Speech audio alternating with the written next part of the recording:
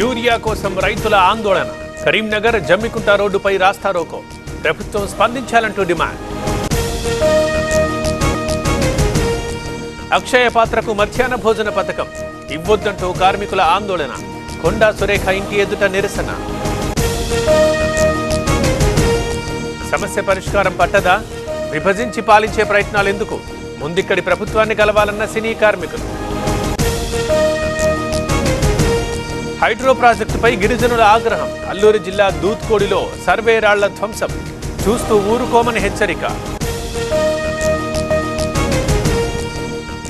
నందికొట్కూరులో భారీ వాన. జలమయమైన మారుతీనగర్, హాజీనగర్. పొంగి పొర్లుతున్న వాగులు, వంకలు. తాగునీటికి బదులు బురద నీళ్లు.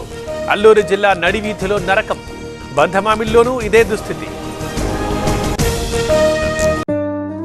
ఈ world IVF day OSS wheel of hope తిప్పండి. ఫ్రీ ఐవీఎఫ్ గెలుచుకోండి. శ్రీశైలానికి పెరిగిన రద్దీ. భారీగా తరలివచ్చిన భక్తులు. దర్శనానికి 4 గంటల సమయం. నాగార్జున సాగర్ కి కొనసాగుతోన్న వరద. 6 గేట్లు ఎత్తి నీటి విడుదల. 1,00,000 క్యూసెక్కుల అవుట్ఫ్లో.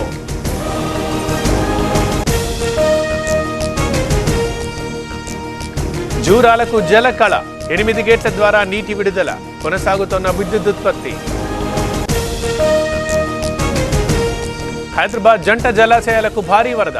పెరుగుతోన్న మూసీ నీటి మట్టం. దిగువ ప్రాంతాల్లో అప్రమత్తత. నోయిడాలో ఫేక్ పోలీస్ స్టేషన్. గుట్టు రట్టు చేసిన పోలీసులు. నకిలీ ఐడి కార్డులు స్వాధీనం. పలువురి అరెస్ట్.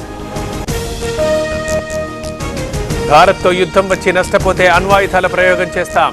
సగం ప్రపంచాన్ని నాశనం చేస్తాం. Pak army chief Munir ప్రేలాపనలు.